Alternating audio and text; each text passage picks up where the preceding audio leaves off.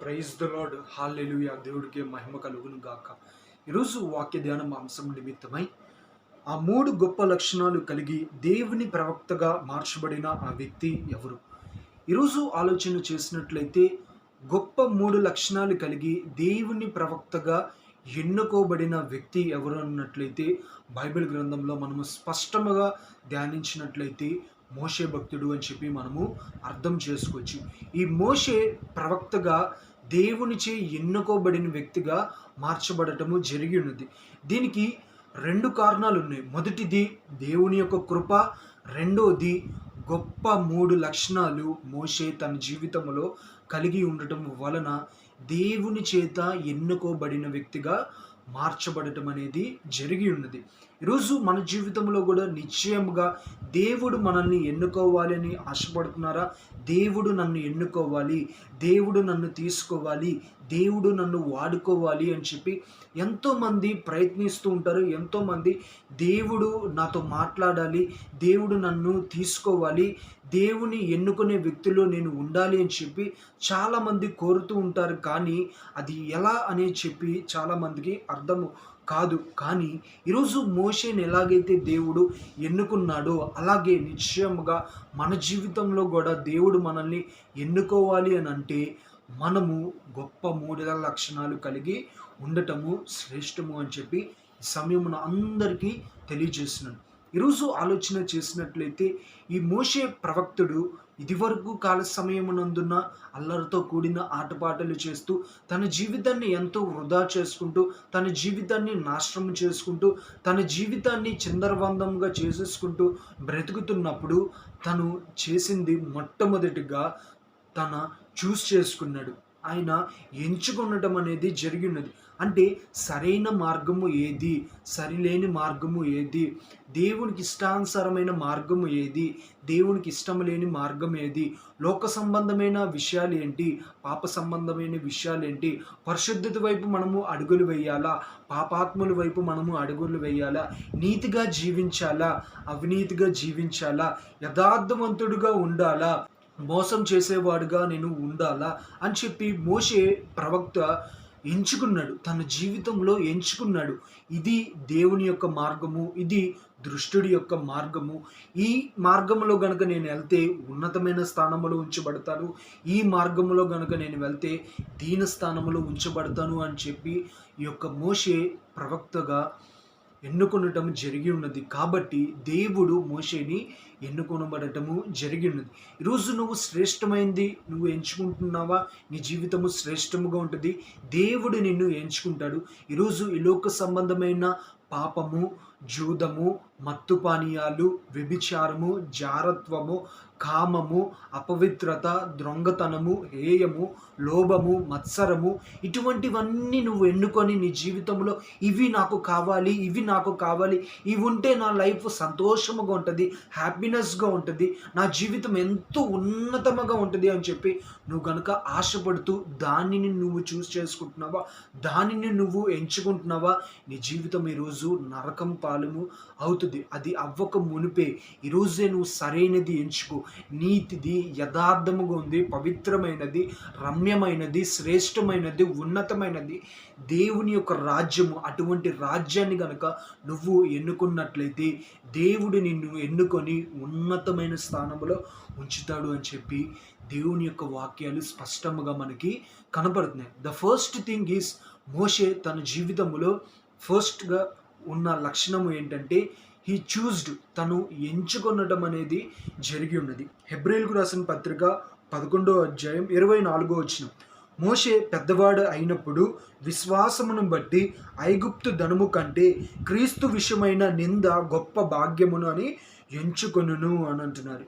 ఇక్కడ ఈ వాక్యంలో మనము క్లుప్తంగా ధ్యానించినట్లయితే ఐగుప్తు ధనము కంటే, ఐగుప్తులో నుండి వచ్చే గుప్త నిధుల కంటే, ధనము కంటే, వీటన్నిటికంటే ప్రభువుని మనం నమ్ముకుంటే ఆ వచ్చే నింద కానీ, ఆ వచ్చే ఘనత కానీ, ఆ వచ్చే అవమానము కానీ ఇదే నాకు శ్రేష్టమైనది అని చెప్పి మోషే ఎన్నుకోబడటం అనేది జరిగి ఉన్నది. ఎందుకు అనంటే ఈ లోకంలో మనము జీవించినంత కాలము మొదటిగా ఎలా ఉంటుంది అంటే సంతోషముతో ఆరంభం ఎలా ఉంటుందంటే సంతోషముగా, శాంతితో, సమాధానముతో, ప్రేమతో, ఐక్యతతో అంచెలంచెలుగా తీసుకెళ్ళి ఒక్కసారి ఇలాగా మన జీవితము కుప్పకూలిపోద్ది. కానీ దేవుని దగ్గరికి వచ్చినప్పుడు మొదటిగా మనకి నిందలొస్తాయి, సమస్యలొస్తాయి, ఆర్థిక ఇబ్బందులొస్తాయి, శోధనలొస్తాయి, అవమానాలొస్తాయి. దాని తర్వాత ఉన్నతమైన జీవితము దేవుడు మనకి అనుగ్రహించబడటం అనేది జరుగుతుంది. సత్యాన్ని తెలిసిన వారు దేవుణ్ణి ఎంచుకోబడటం అనేది మీరు తప్పనిసరిగా ప్రాముఖ్యత ఇవ్వాలి. ఈరోజు మీరు నీతి విషయమే ఎంచుకుంటున్నారా, అవినీతిని ఎంచుకుంటున్నారా, అది మీ చాయిస్. నీతిని గనక ఎంచుకున్నట్లయితే మీ జీవితము శ్రేష్టముగా దేవుని చేతిలో ఉంచబడుతుంది. అవినీతిని గనక మీరు ఎంచుకున్నట్లయితే మీ జీవితము దుష్టుడి చేతిలో పడుతుంది. మీ జీవితము నాశనము అవుతుంది. ఈరోజు భక్తుడైన మోషే దేవునిది ఎంచుకుని ఉన్నాడు, శ్రేష్టమైనది ఎంచుకుని ఉన్నాడు. ఈరోజు ఆలోచన చేసినట్లయితే మనుషులు బయటికి వెళ్ళినప్పుడు పలానా వస్తువుల్లో కానీ లేదంటే వెజిటేబుల్స్లో కానీ ప్రతి ఒక్క దాంట్లో కూడా చూస్ చేసుకుంటున్నారు. ఇది బాగుందా, ఇది బాగోలేదా, ఇది కొనచ్చా, ఇది కొనకూడదా, ఇది మంచిదేనా, ఇది మంచిది కాదా, ఇది ఉపయోగపడుతుందా, ఇది ఉపయోగపడుతుందా, ప్రతి ఒక్కటి మీ జీవితంలో చూస్తున్నప్పుడు ఈ లోకములో ఉండగా నేను శాంతితో, సమాధానంతో, ఐక్యతని, ప్రేమని, సంతోషాన్ని, పరలోక రాజ్యాన్ని ఈ భూమి మీదే మనకు అనుగ్రహించే క్రీస్తును మనము ఎంచుకుంటున్నామా, లేదంటే కొంతసేపే ఉండే ఈ పాప లోక భోగ శ్రమల కోసం నేను పరుగులు తీస్తున్నానా నా జీవితం అని చెప్పి అర్థము చేసుకొని మీ జీవితంలో సరైనది ఎంచుకున్నప్పుడు దేవుడు మీ జీవితాన్ని ఎంచుకొని ఉన్నతమైన శిఖరాల్లో దేవుడు మనల్ని అందరినీ ఉంచుతాడు అని చెప్పి ప్రతి ఒక్కళ్ళు సత్యాన్ని గ్రహించండి. ద్వితీయోపదేశ కాండం 30వ అధ్యాయం 19వ వచనం. దేవుడు చెప్తున్నాడు మనము సరైనది ఎంచుకోవాలి. ఈరోజు ఆలోచన చేసినట్లయితే కొంతమంది చెప్తారు, నేను సరైనది ఎంచుకున్నాను, నేను ఉత్తమమైనది ఎంచుకున్నాను, నేను శ్రేష్టమైనదే ఎంచుకున్నాను, కానీ వాళ్ళు అబద్ధాలు చెప్తున్నారు, వీళ్ళు ఇలా చేస్తున్నారు అని చెప్పి చెప్తూ ఉంటారు కదా. ఈ ద్వితీయోపదేశ కాండం 30వ అధ్యాయం 19వ వచనం మనం గనక క్లుప్తంగా ధ్యానించినట్లయితే మనకు అనుగ్రహించిన క్రీస్తు జీవమును కానీ, మరణమును కానీ, సమాధానాన్ని కానీ, అశాంతిని కానీ వీటన్నిటిని అనుగ్రహించిన దేవుడు వీటన్నిటికీ ఆకాశమును భూమిని సాక్షులుగా పిలువవచ్చితిని అని చెప్పి ఆ యొక్క వచనంలో మనకి స్పష్టంగా కనబడటం అనేది జరుగుతుంది. ఈరోజు మనము జడ్జిమెంట్ టైంలో దేవుని దగ్గరికి వెళ్ళినప్పుడు దేవుడు అడుగుతాడు, ఆకాశమును పిలుస్తాడు, భూమిని పిలుస్తాడు, ఈ బిడ్డ ఎలా జీవించి ఉన్నాడు, భూమి మీద ఉన్నంతసేపు ఎలా జీవిస్తున్నాడు అని అంటే భూమి మీద ఈ బిడ్డ లోక సంబంధమైనవే కోరుకున్నాడు, నరకానికి సంబంధమైనవి కోరుకున్నాడు, ఆకాశం సంబంధమైనవి ఏమీ కోరుకోలేదు అని చెప్పి భూమి ఆకాశము నోరు తెరిచి విప్పి సాక్ష్యము చెప్తాయంట దేవుడికి.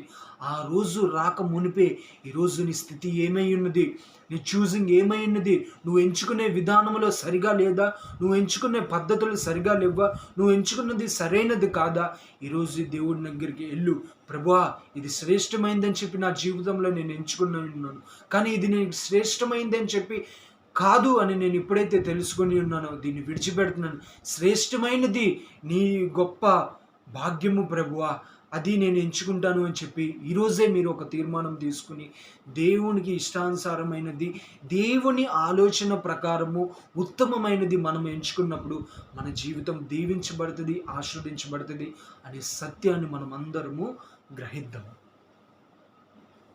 అండ్ ద సెకండ్ వన్, మోషే తన జీవితములో గొప్ప ప్రవక్తగా దేవుని చేత ఎన్నుకోబడటానికి కలిగిన రెండవ లక్షణము ఏంటంటే హీ రియలైజ్డ్. మోషే రియలైజ్డ్ అయ్యాడు అంటే యోచించాడు, ఏది సరైనది, ఏది ఉత్తమమైనది, ఏది రమ్యమైనది, ఏది ఖ్యాతి కలిది అని చెప్పి భక్తుడైన మోషే యోచించమనేది జరిగింది. హెబ్రేయులకు రాసిన పత్రిక 11వ అధ్యాయం 25వ వచనం. ఆపత్కాలమున పాప భోగ అనుభవించుట కంటే దేవుని ప్రజలతో శ్రమ అనుభవించుట మేలు అని యోచించును అని అంటున్నారు. ఈ లోక సంబంధమైన పాపపు విషయాలు, పాపం వైపు అడుగులు తీస్తూ, కామము వైపు అడుగులు తీస్తూ, అక్కర్లేని కోరికల వైపు అడుగులు తీస్తూ, పబ్బుల వెంట, క్లబ్బుల వెంట మనము వీటన్నిటి మీద మనము జీవించటము కంటే దేవునికి సేవ చేయటము, అలాగే దేవుని ప్రజలకి సేవ చేయటము, వాళ్ళ దగ్గర ఉండటము దానికన్నా శ్రేష్టమైనది, దానికన్నా ఉత్తమమైనది ఈ లోకములో ఏదీ లేదు అని చెప్పి మోషే జ్ఞాపకం ఉంచుకునడం అనేది జరిగి ఉన్నది. కాబట్టి మోషేకి ఉన్న రెండో లక్షణం ఏంటంటే, రియలైజ్ అయ్యాడు తన జీవితంలో పాపము చేస్తున్నప్పుడు, తన జీవితంలో తప్పులు చేస్తున్నప్పుడు, తన జీవితంలో నిందారహితుడిగా బ్రతుకుతున్నప్పుడు, అరే ఇది కాదు కదా నా జీవితము, ఇది కాదు కదా దేవుడు నాకు అనుగ్రహించిన జీవితము, నా దేవుడు నాకు అనుగ్రహించిన జీవితము శ్రేష్టమైనది, ఉన్నతమైనది కదా, మరి నేను దాని కొరకు ప్రయాసపడకుండా ఈ లోకములో ఉన్న అల్పకాల భోగ సంతోషాల కొరకు నేను ఎందుకు నా జీవితాన్ని వృధా చేసుకుంటున్నానని చెప్పి యోచించి వెంటనే తీర్మానం తీసుకుని ఉన్నాడు. రియలైజ్ అయ్యాడు, పశ్చాత్తాపం పొందాడు, దేవునిచే ఎన్నుకోబడిన ప్రవక్తగా మార్చబడటం అనేది జరిగింది అనే సత్యాన్ని మనం అందరము గ్రహించాలి. ఈరోజు ఆలోచన చేసినట్లయితే తప్పిపోయిన కుమారుడి జీవితంలో కూడా ఇదే పరిస్థితి జరిగి ఉన్నది. తన జీవితంలో వెళ్తూ ఉండగా కొంత డబ్బుని సేకరించుకొని ఇంట్లో నుండి మనము పారిపోదాం, దూరముగా ఉన్నతమైనది, శ్రేష్టమైనది, మంచిగా జీవిద్దాము అని చెప్పి తన ఇంట్లో ఉన్న సొమ్ముని తీసుకొని, తనకు కావాల్సిన ప్రతి ఒక్కటిని తీసుకొని తన ఇంటిని విడిచిపెట్టి వెళ్ళిపోయి ఉండగా, తన జీవితంలో ఫ్రెండ్స్ నాశనం చేసి, చుట్టుప్రక్కల వాళ్ళు అందరూ నాశనం చేసి, తన జీవితం ముక్కలైపోయినప్పుడు, తన జీవితం నాశనం అయిపోయినప్పుడు, తన జీవితంలో దిగంబరుడుగా అయిపోయినప్పుడు, తన జీవితంలో ఏమీ చేయలేని నిస్సహాయ స్థితిలో తన జీవితం ఉంటుండగా, తినటానికి ఆహారము లేదు, ధరించుకునటానికి వస్త్రము లేదు, తాగటానికి మంచినీళ్ళు లేని సమయంలో తను పందిల పొట్టులో బ్రతుకుతూ, పంది ఏదైతే తింటుందో అది తినాల్సి వచ్చిన సమయమున తను రియలైజ్ అయి ఉన్నాడు. శ్రేష్టమైన జీవితము నా తండ్రి దగ్గర అక్కడ ఉంది కదా, శ్రేష్టమైన జీవితము నా తండ్రి గృహములో ఉంది కదా, మరి నా తండ్రి గృహములో ఆహారము ఉంది, దాహము తీర్చే మంచినీళ్ళు ఉన్నాయి, శ్రేష్టమైన విలువ కలిగిన కార్లు ఉన్నాయి, అలాగే వస్త్రాలు ఉన్నాయి, అలాగే ఆస్తి సంపదలు అన్నీ ఉన్నాయి కదా, మరి వీటన్నిటినీ నేను విడిచిపెట్టి ఈరోజు నేను ఎందుకు ఈ పందిల పొట్టులో ఇటువంటిది పొట్టి తినాల్సి వచ్చిన కర్మ నాకేం పట్టింది అని చెప్పి ఆ తప్పిపోయిన కుమారుడు ఒకసారి రియలైజ్ అయ్యాడు. తన జీవితంలో ఏమైతే తప్పులు చేసి ఉన్నాడో రియలైజ్ అయ్యి వెంటనే ఇది కాదు, నేను నా తండ్రి దగ్గరికి వెళ్ళిపోతా, నేను వెంటనే నా తండ్రి దగ్గరికి వెళ్ళి చెప్తాను, నాన్న నేను చేసింది నా జీవితంలో అన్నీ తప్పులే, నువ్వు నన్ను క్షమించడానికి కూడా నేను అర్హత కలిగిన వ్యక్తిని కాదు, కాబట్టి నన్ను ఒక్కసారికి క్షమించు, నన్ను శిక్షించు మాకు అని చెప్పి మొత్తము చేసిన తప్పంతా తండ్రి దగ్గర ఒప్పుకొని విడిచిపెట్టి కనికరము పొందుదామని చెప్పి వెళ్తుండగా, తప్పిపోయిన కుమారుడిని చూసిన తండ్రి తనని దూషించలేదు, తనని తిట్టలేదు, తనని కొట్టలేదు, దగ్గర చేర్చుకొని నా కుమారుడా రా, ఈ రోజుకైనా నువ్వు నా దగ్గరకు వచ్చి ఉన్నావు, నాకు అదే చాలు, నీ పాత సమస్తమైనది ఏదైనా సరే, నీ పాత రోత జీవితము నాకు అవసరము లేదు, కానీ ఈ దినము నుండి కొత్త జీవితాన్ని నేను నీకు అనుగ్రహిస్తా, ఉన్నతమైన శ్రేష్టమైన జీవితాన్ని నేను నీకు ఈ రోజు నుండి నీకు ప్రసాదిస్తాను అని చెప్పి తన తండ్రి ఏ రకంగా అయితే ఇచ్చి ఉన్నాడో ఈరోజు నిశ్చయముగా మన జీవితంలో కూడా ఇదే జరుగుతుంది. మన జీవితంలో ఏదో చేద్దాము, ఏదో ప్రయత్నిద్దాము, ఏదో సాధిద్దాము అని చెప్పి దేవుణ్ణి విడిచిపెట్టేసి, దేవుడి కార్యాలను విడిచిపెట్టి, దేవుడు చెప్పిన ప్రణాళికను విడిచిపెట్టేసి, దేవుని చిత్తానుసారంగా లోబడకుండా, దేవుని ఆజ్ఞలకు లోబడకుండా, దేవుని ఆజ్ఞలను పాటించకుండా, అన్నీ నాకే తెలుసు, నేనే చేయగలను, నేనే గొప్పవాడని, నేనే సమర్థవంతుడు, నేనే జ్ఞానము కలిగిన వ్యక్తిని, ఈ లోకంలో నేను ఏదైనా సాధించగలను అని చెప్పి నీ యొక్క ఆలోచనలతో, నీ యొక్క తలంపుతో, నీ యొక్క బుద్ధితో, నీ యొక్క శక్తితో, నీ యొక్క సామర్థ్యంతో ఈరోజు నువ్వు అన్నీ చేయగలను అని చెప్పి వెళ్ళిపోయి ఉన్నావా? ఈరోజు నిశ్చయముగా నీ జీవితంలో నువ్వు రియలైజ్ అయ్యి ఇది నా వలన కాదు, శక్తి చేత కాదు, బలము చేత కాదు, ఆ ఆత్మచారే ఇది జరుగునని సైన్యములకు అధిపతియగు సెలవిచ్చి ఉండగా, ఈ లోకములో నేను ఏమీ చేయలేను, ఒక మనిషిగా నేను కూర్చొని ఉండటము తప్ప నేను ఏమీ చేయలేను అని ఎప్పుడైతే మనము సత్యాన్ని గ్రహించుకొని దేవుణ్ణి అడుగుతామో, ఎప్పుడైతే మనము రియలైజ్ అవుతామో, దేవుడు శ్రేష్టమైన జీవితము ఇవ్వటానికి రెడీగా ఉన్నారు. మోషే జీవితంలో కూడా తప్పులు చేసి, పాపాలు చేసి, మోసంగా జీవించి, అక్రమంగా జీవించి బ్రతుకుతున్నప్పుడు ఇది కాదు కదా శ్రేష్టమైన జీవితం దేవుడు నాకు ఏర్పరిచిందని రియలైజ్ అయ్యి దేవుణ్ణి అడిగినప్పుడు ఉన్నతమైన జీవితము దేవుడు ఎలాగైతే అనుగ్రహించి ఉన్నాడో తప్పిపోయిన కుమారుడికి ఎలాగైతే రియలైజ్ అయినప్పుడు శ్రేష్టమైన జీవితము దక్కిందో, ఈరోజు మన జీవితంలో కూడా తప్పు జరగని ముందే రియలైజ్ అవుదాం. ఒకవేళ ఆల్రెడీ తప్పు జరిగిపోయిందా, ఇప్పటికైనా లేట్ అయింది ఏమీ లేదు, రియలైజ్ అవుదాం. దేవుడు కృపగల డోర్స్ మన పట్ల ఓపెన్ చేస్తున్నాడు. ఆమేన్, ఆమేన్, ఆమేన్. ఈరోజు మనమందరం కూడా ఈ వాక్యానుసారంగా మనము జీవించటము అది ఎంతో ఉత్తమం అండి. ఈరోజు ఆలోచన చేసినట్లయితే చాలామంది ప్రజలు తప్పు చేసేస్తారు. తప్పు చేసేసిన తర్వాత రియలైజ్ అవుతారు. ఒకరిని హతమార్చిన తర్వాత, ఒకరిని దూషించిన తర్వాత, ఒకరిని కొట్టిన తర్వాత, ఒకరిని నిందించిన తర్వాత, ఒకరిని స్థాయిని కిందకు దిగజార్చిన తర్వాత, ఒకరికి హానికరము చేసిన తర్వాత, ఒకరి దగ్గర దొంగలించిన తర్వాత, ఈ లోకములో పాపము చేసిన తర్వాత, అర్రెర్రే నేను అలా దొంగలించకుండా ఉండవలసిందే, అర్రెర్రే నేను ఆ పాపము చేయగలకుండా ఉండవలసిందే, అర్రెర్రే నేను ఇటువంటి అన్యాయపు గుండా నేను వెళ్ళి ఉన్నానే, అర్రెర్రే ఇటువంటి తప్పులు నేను ఎన్నడూ చేయకుండా ఉండవలసిందే, అర్రెర్రే నేను మోసం చేయకుండా బ్రతకాల్సిందే, అర్రెర్రే నేను తప్పు చేసేసానే అని చెప్పి చాలామంది, కొంతమంది సిచ్యువేషన్ గుండా వెళ్తున్నప్పుడు రియలైజ్ అవుతారు.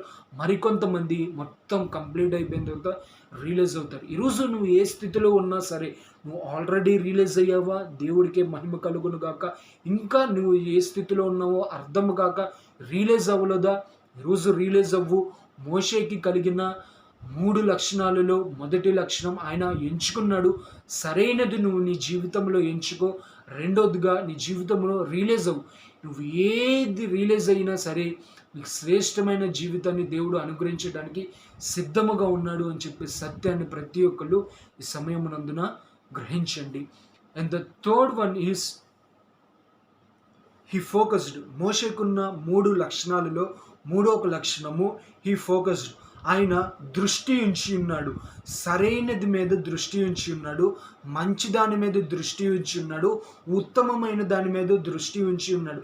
ఈరోజు నువ్వు దేని మీద దృష్టి ఉంచున్నావో అదే నువ్వు కోరుకుంటావు. బైబిల్లో వాక్యము ప్రకారము నువ్వు దృష్టి నిలిపిన తోడైతే అది నీకు నిశ్చయముగా దొరుకును అన్న వాక్యము ప్రకారము నువ్వు దేని ఎందైతే దృష్టి ఉంచుతున్నావో అది నువ్వు నీ జీవితంలో సొంతము చేసుకుంటావు. పాపపు వైపు నువ్వు దృష్టి ఉంచి ఉన్నావా అది నీ జీవితంలో సొంతం చేసుకుంటావు.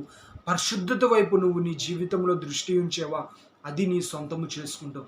ఈరోజు చాయిస్ ఈజ్ యువర్స్.